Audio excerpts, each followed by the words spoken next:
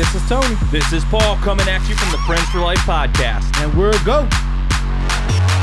Hey everybody, welcome back to the Friends for Life podcast. Thanks for tuning back in. If you can, help us out. Go down below, hit that subscribe button. Today, our special guest is John Conyers.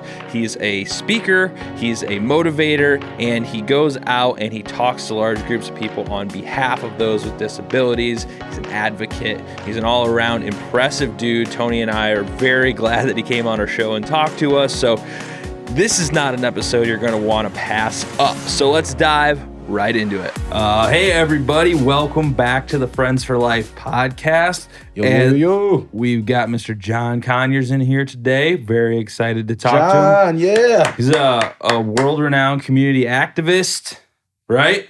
Yes. You're changing lives one day at a time. So let's cut to the chase. You have done some community speaking lately that you're very proud of. Why don't you tell us, what you spoke about last? You won an award, I believe, for your efforts. Yes, I did. I won an award, I think in October, it was. And we, I think October, November. But anyway, yes, it was an award for me for self-advocate about speaking up for people with disabilities. And Mary Beth and them nominated me. And I was proud to go up there for all the individuals, in Toledo and all over. And they gave me an award. Well, we want to say from behalf of Friends for Life that is amazing. I think that there's more community service that needs to be done, not only through people like myself, agency leaders and owners, but throughout the community of people who are served by us, because you are able to tell us when we're not doing right, and you're able to teach others what to do. I really appreciate that, and I think it's awesome that you do it. When was the first time that you ever spoke? Oh, the first time I think I ever smoked, Yeah. Smoke. No, we don't want to talk about your smoking. No, I don't do smoking. I never did that. But no, spoken. I think I was in Cincinnati with Melanie Bollinger, and we did self-advocate. Like I said, I got video of it. And she taught me to speak up for myself because I was scared. To let people, take advantage of me. And then once I started doing it with John Romer and all of them, it just took off. Beautiful. Boom. And then I started, speaking up for people that can't speak up for themselves. Because you find a lot of them out there, they just don't know how, or they're scared to say what's on their mind and, what people are doing to them. So once I did it, like I said, I spoke in front of almost 100,000 people. Was I scared? No. But when I got up there and seen them, like, wow, And it took off from there. And then I spoke in Columbus at the State House. I spoke up for that. And I got awards for that. And he wants me to say Michigan. Go Big Blue. Go Blue. He's a Michigan fan. Oh, that's why you brought him in here. He's the only one you could get to say Go Michigan out of all of our guests so far. I see how it goes. My man.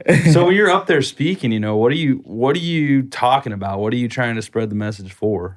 Well, I think the message that I think when I first started it was, if you know a little phrase on it, it's together everyone achieves more. So you know what that stands for?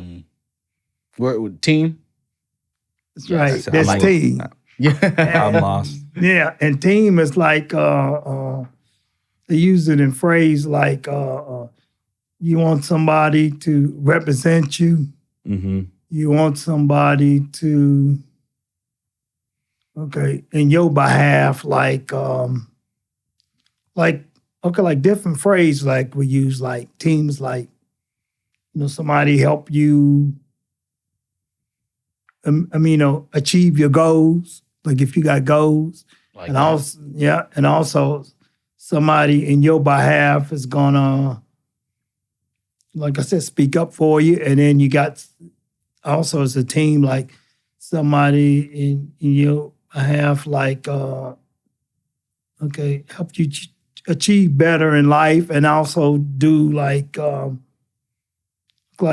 may have goals like, somebody every week, she would do my laundry. Okay. Yeah. Somebody like with me, now that I'm in the wheelchair, it used to be I used to do it for myself. Now I can't do it that much, until I get my prosthetics. I don't know when that is coming in, but when I still get it, I'm still going to need help. So I was like, consider like an average day, like get me up in the morning. Sometimes they get me up at 3. I got to go to dialysis, and they get me up and make sure that I'm ready, and because a black and white cab picked me up at 5. I got to be ready to go there. But just so like on the day, and then if a day I'm doing that, then I may come in, and if I'm not going to the day have, I'm tired, I'm worn out from dialysis. Which I have to say, oh man, I give this man so much credit, because some of the stuff that you have to go through and deal with, and you still fight and push on to have a daily life that, that is good for you. And most of us would just give up, lay in bed all day and just not do it. This man fights. I mean, I applaud you for that. And you are motivation for others. Yeah. It's days that I would even want to go to dialysis, but I know dialysis is the thing that saved my life. Yeah. And I'm not ready to go yet, not until God gets ready for me. So in days like that, like I said, days that I don't have to go, I will stay in the bed, get up, and then, I have my alone time. And then, but they make my breakfast and they put it in the microwave. So when I get up, all I got to do is press the button, and there's my, just press the microwave button, and there's my breakfast. And the time 12 noon, they get in, they fix me lunch, and then I'm going for there. So, and then it's like days that like the Special Olympics. They may want me to come and announce the game. Okay. So I do that, announce the games, whether it's in Findlay, Bowling Green. A nice, easy excuse to travel, honestly. That's how I take it. Like, hey, free trip to Columbus, and you can pay for my hotel and feed me? Oh, good to go. Thank you. So we've been up there, but like I said, they changed it this year. All games, all spring games, they call them, or winter games, they call them. The basketball tournament is going to be in Wood County and Bowling Green, so that's not too far there. But yeah, we I do a lot for them. Like I said, they want me to do more, and they want me to do more, but before I can do more, I got to take care of myself. Right. And everything in due time. You have to take care of your health and make sure that you're capable and ready for those things. There's one thing I wanted to ask you, John. Now that you are in a situation that you need a little more help around the house and throughout the community sometimes, what have you found to be the most important thing for a DSP, a direct support professional, to have in order not only to work with you, but work with anybody in our community? Well, it goes by, if you're talking about like AIDS? Yes. Okay, like these sport. Okay, like AIDS and that. I think the main thing is when you go into a person's house, that that it's not yours. Like when they come in my house, I expect them to, first of all, when they come in there, make sure that I'm all right. Right. That's the main thing. And then, make sure that okay, like some people have rules, make sure that they, doing the job, what I mean by doing the job, make sure you don't just come in there and sit down on your phone and, Yeah. talking and texting and all that. That doesn't, it doesn't sit well with me. Right. Maybe other people it does, but it doesn't sit well with me. I'd rather for them to come in, do your work first, like mop, what I'm saying, if you need to, fix me something, mop my bathroom, clean up. And then by that, when you get done with that, then you can sit down and, relax some. But that means when you relax, it doesn't mean, sit down there and be on your, like I said, yep. Yeah, you still need to be attentive, right? Yeah, like you need to, regardless whether, like I may be in the other room and they out there, the main thing is please come in and check on me. Yeah, definitely. Make sure that they didn't fall out of the bed or, anything, or if I need help, assistance, like in the bathroom, like, I can't take a shower because this right here. Right. I can down I can, but not this. I can't get this wet. So if I need help, getting, washing up, or if I need help. Yeah. There's other things, you can, not only me, but help, with other people. Right. Because I know it's other people that need help more than I do, but, so they can do that.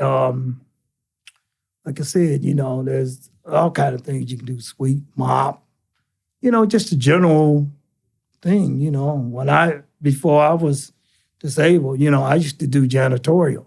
We go in and clean and, that's one of the main things that you do. I mean, it's just you clean. The only difference is in janitorial, you did that, but with a person with like a special need or a person like that, they need help more. So now you got to use your skills. Right. To do not on that other things that, a person may need. When I used to do a lot of DSP work, one of the biggest things that I saw that helped me was honestly a smile. When I came in, the person before me could be having a crappy day and there could have been attitudes flowing between both the individual working and the client that they're serving. But I come in with a smile, the person can't even stay mad anymore. And so, like, I think what you're saying is very much needed. People need to be more intent and focused on their job, number one, and, taking care of their services that they're supposed to be rendering to the client. And the next part, personally, to me, is have a smile. Show that customer service. We did a little thing on customer service the other day, and I'm gonna start hitting that even harder. I think customer service is slacking in a lot of places. Yeah, you're right, and I didn't get to that. I'm glad you brought that up. You always open a can of worms. Yeah, I know, because that's a good thing. I mean, when I used to work janitorial, I used to work for the state of Hamilton County DD. And the main thing that I did, I mean, we had individuals that was, I'm not going to say worse, but, I had a lot of problems. Some of them had cancer, some of them had this and that. And the main thing I did when I came in there, so, whatever problem that I had, I left it outside the room. There you go. Leave it outside the room. But when I came in there, if I could, like, no matter how many of them is, it could be 100, 200, no matter what it was. If I could put a smile on that person's face, if I could put one smile on somebody's face, I did my job. There you go. And if I could put a smile on other people's faces, that was great. But one thing they did tell me that, when you, come in there, put a smile on that person's face, because I'm not saying that you're not having a bad day or whatever, but that individual could have it may be worse than what you thought you have. So I think you are right. I mean, if you can put a smile on somebody's face, no matter what it is, they may not like it. They may not like it at first, or they may hate you at first. But if they see that every day you coming in, you putting a smile on somebody's face, somebody's going to notice it. Yep. Something's going to change in a good way. Yeah. I'm saying in a good way. Whether it's the parents, the individual, his sass, somebody will, notice you for that, and they would thank you for that. And you see how smiles, like you said, smiles goes a long way. Yeah, and they actually did there's some scientific research that shows that if you put a smile on your face, even if you're in a bad mood, it will reverse your mood. You will become happier than what you were originally upset about. So you're a busy man. Sounds like you're always doing something. You got any hobbies that you do when you're not, changing the world with your presentations and speeches? And well, no, I mean, I used to. I mean, I have autism, so I used to write a lot. I don't write that much no more because of my hands. With diabetes and other things on my hands going, it stiffens up a lot. So now I just, I do like Uno. I do war, play war. Okay. I play, I sit there and, puzzles. All the main thing I do is talk. So that's what I do. Ain't nothing wrong with that. Yeah, so that's what I do when I'm not, doing all that. But for me, no matter what I do, I always can do better. Mm-hmm. So replay that. So that's the main thing. I always can do 100 times better. Yeah, I think that could be said for anyone. I mean, no matter what I do, And it's awesome to hear you speak that way because there's so many people who don't have the same kind of struggles that you have, and yet they give up on the first sign of weakness. So, yeah, a lot of people need to hear that. You just keep getting better, keep pushing. Yeah, because, you're going to, like you said, no matter who you meet out there,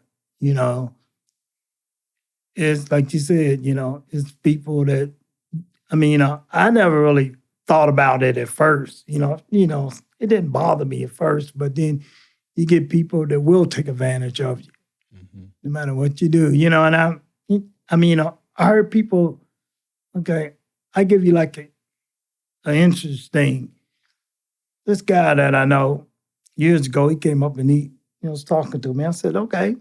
He says, John, I said, what? He says, I want you to speak up for me. And I said, what do you mean speak up for you? He says, it's different when you walk and people, they notice that. They don't care nothing about that. But when you're in a wheelchair or when you in a wheelchair, scooter, or whatever you in, sometimes people treat you like you are a label. A label is when you open up the jar and then you squeeze it tight and you squeeze it tight till it won't go no more. Well, that's and he kept telling me that, and I didn't understand what he was saying.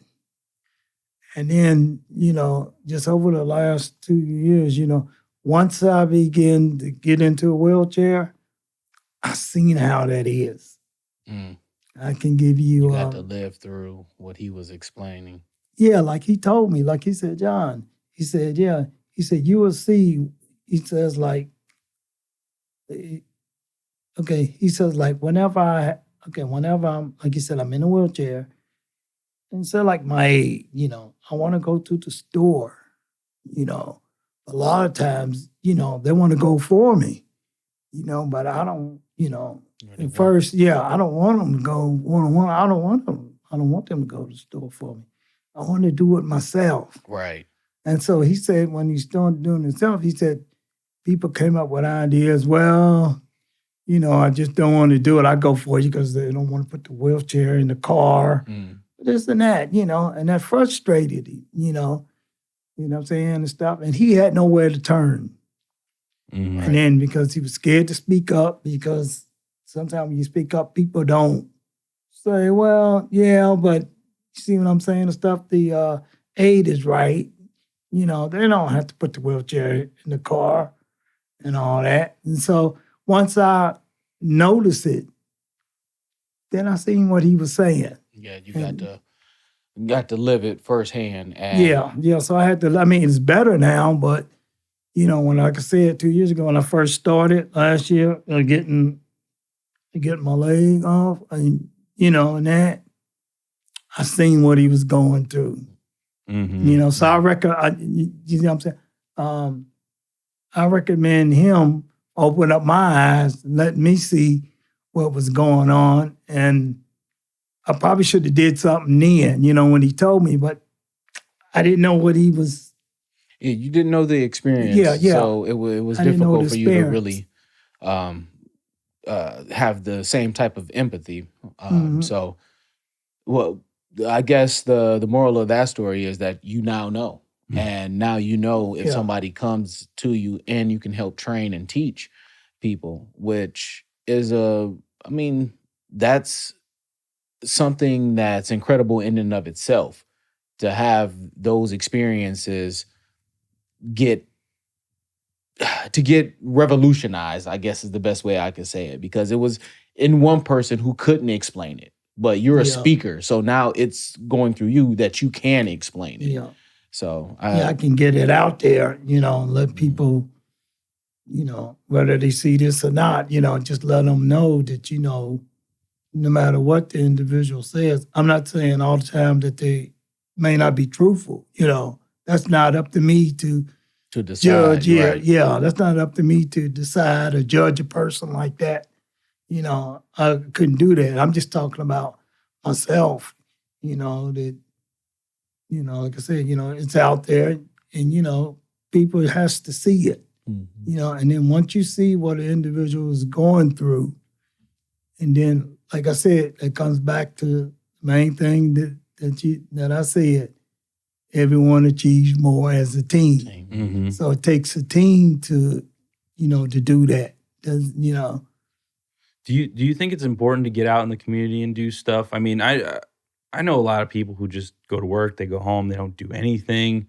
They don't have a voice in the community. They don't volunteer. I mean, I personally think it's super important to get out there and do stuff with whatever you believe in.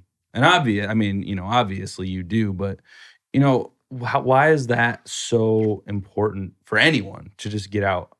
Because I can tell you why. I remember years ago when I was in Cincinnati, and somebody came up to me and said, John, you know, I mean, you know, I wanted to start something, but like these real big companies, you know, like providers, like people just, you know, I mean, you know, we can't do nothing because we don't know where to go.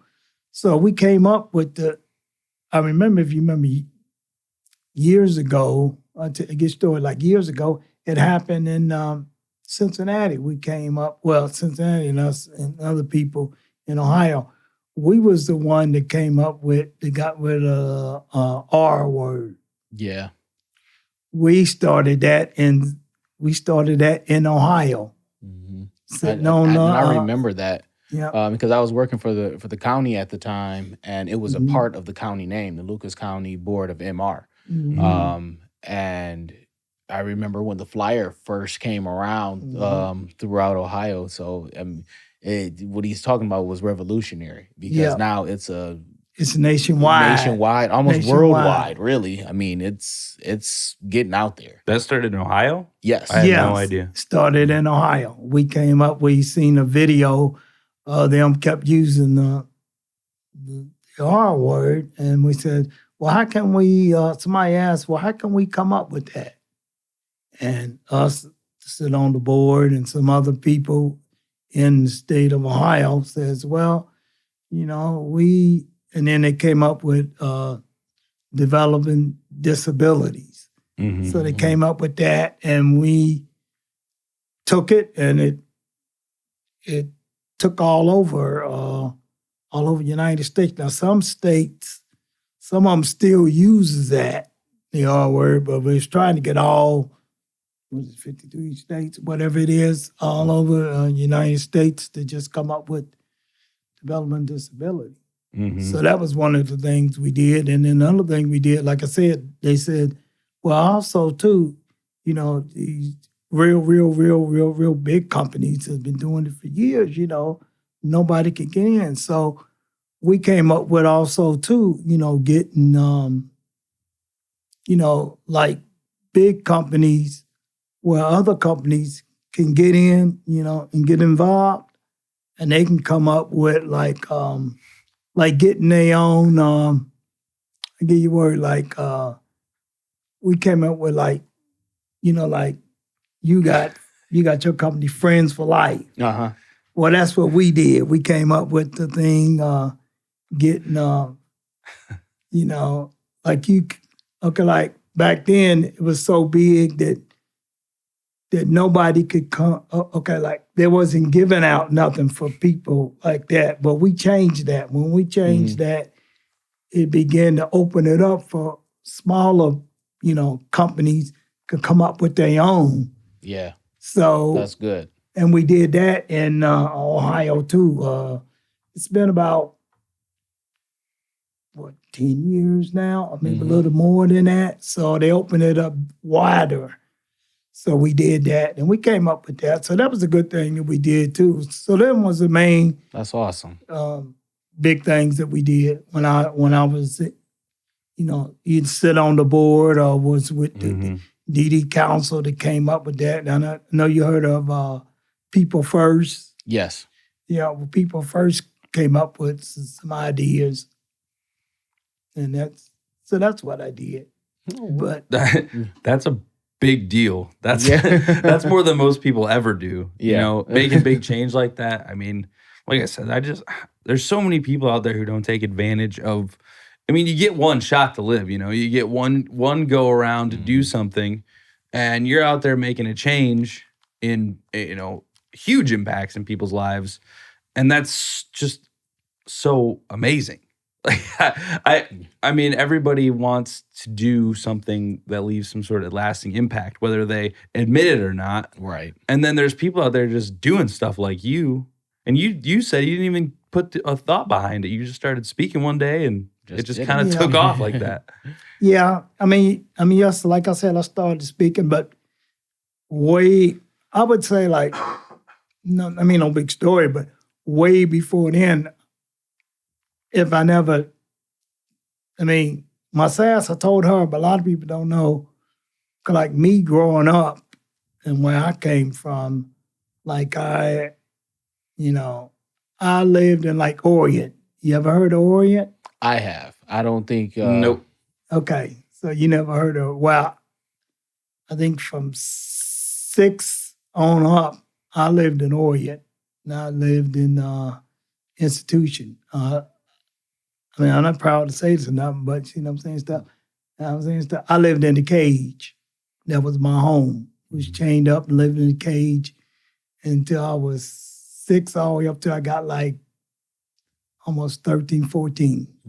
And that is a very important thing for people to understand. And you don't need to be ashamed at all, because it helps. When I was younger and I was in the doing direct support work, it helped me understand why some of my clients were how they were, why some of their mannerisms were how they were. I mean, if there were people who would sit and hurry up and eat to the point that they would choke. And you may have to do the Heimlich, or you might have to incorporate an eat and chew type of scenario to help them not choke and, go through those situations. But it was found out that some of these individuals lived in these places in which their food would be taken from them if they didn't eat it quick enough. So, I mean, it was like a fend for yourself type scenario in a lot of these places. I actually have, I think we need to put a link up to anybody's watching this so they can see how some of these places were. We have some, the Willowbrook. You know, I'm sure you've seen the documentary about Willowbrook, and it is, I mean, it's heart-wrenching and terrible, but I think it's definitely something that people need to see Mhm. and watch to understand, how, for one, how far we've come from that, but to recognize why some people still feel and think the way that they do. Yes, like, yeah, you're right. Like, okay, like me, like I remember just me being in there and, and people asked to be helped. Like I said, I was in the cage and chained up and other people in there and, they go by and look at us, the staff, and it was just told not to do nothing for us, and I remember that and the lady named Miss, I never forget this lady named Miss Teasley. She absolutely died. God brought her back, and God said, I'll bring you back if you help these people down there, in Orient.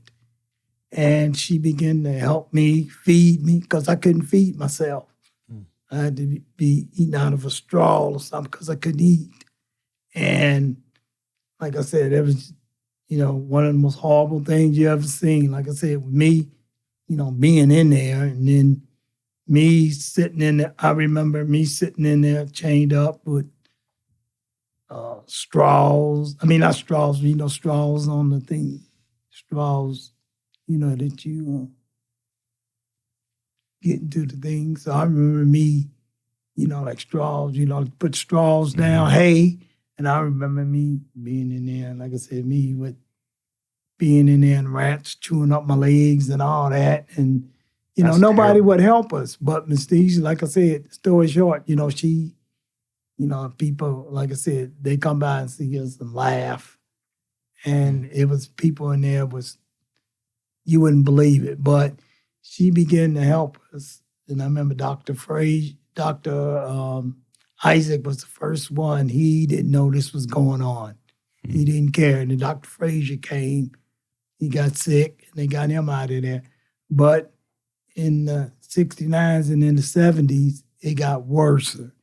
And finally, I don't know what happened, but I know Miss Teasley told us she told me scribble my name and other people, my name. And scribble my name and that. And finally, went to the lieutenant governor, come by, and every time he come by, they clean the place up. But he never came down in the basement. He always come to the front. Oh man. And then finally one day, The cover up. yeah, and then finally one day he was going somewhere. I think somewhere Portsmouth, one of the places, and he had a flat tire. And I never forget that. They told me that he had a flat tire and came down. He walked and came down. He didn't come in the front. He came down in the basement and discovered us. And he got a hold of President Nixon. He said, get them people out of there. Get them kids out of there. They don't belong in there. I sure thought that it was a cover-up. Wow. The government knew this was going on, but they never did nothing. And finally, when I got out of there, I think I weighed like 22 pounds. And I stayed in there all that time. But sure thought when I stayed in there, that's why that's what you said. A lot of people don't know. I mean, I'm not an angel, but my safest place for me to be at is in my room. That's why I always go to my room and shut my door. Hey, and no one can blame you for that. So that's what I do. I definitely want to say that I hate that you had to go through it, but I am appreciative of what it made you today. You Yep. know what those struggles have created. So, on a lighter note, I want to make it a little lighter because you almost got me teary-eyed here. I feel like I was watching a movie. I was like, No, I didn't mean that. Yeah. I'm sorry. I didn't mean No, that. you don't have to apologize because we need those kind of things. Again, I had no idea. yeah, it gets rough, and we want to definitely open the eyes of people. That's the reason why we do this.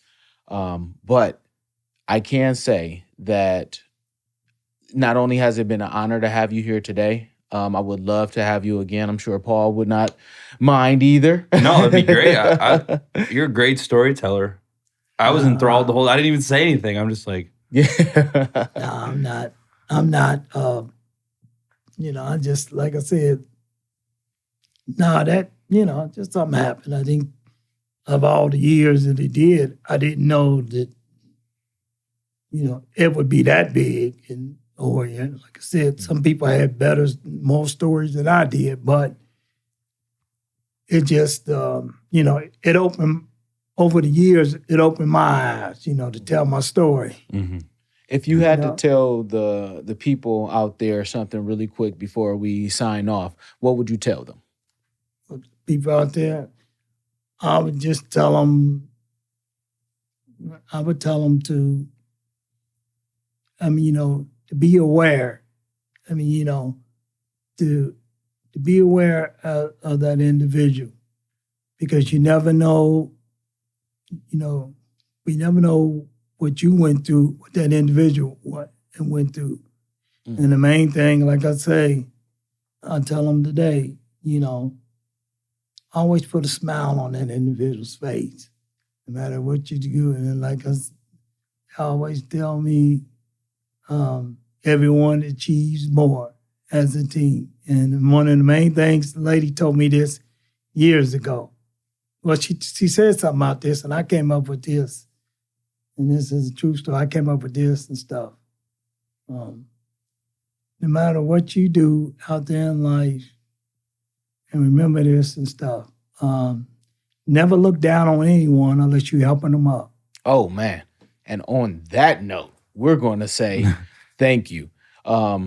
Please, John, it has been a pleasure to have you, sir. You have inspired me even more. I'm sure you've inspired this guy here. Do we ever let John know that he made it into the intro of our Friends for Life intro? We got you bowling in there. Yeah, I don't think he's aware. You did a strike. We got you. Yeah, you're in the intro to the podcast. So everybody saw it in the beginning. Every time we know that guy. Yeah, you're gonna be famous. So I think everybody know me because I had my mask on. Oh, no, not that one. We got something else. We'll talk about that one next time. Hey, everybody. Thanks for watching this episode of the Friends for Life podcast here on YouTube. As always, give us a hand. Go down below. Hit that subscribe button before you take off. Also, if you want, you can head over to our social media channels. We're on Facebook, YouTube, Twitter, LinkedIn, Instagram, you name it. We're on there. So if you want to join us, head over there. Click that follow button. I want to thank John for coming on and sharing his lifetime of stories and his just great positive attitude with us. And we always appreciate you guys watching or listening to the podcast, and we will see you next week.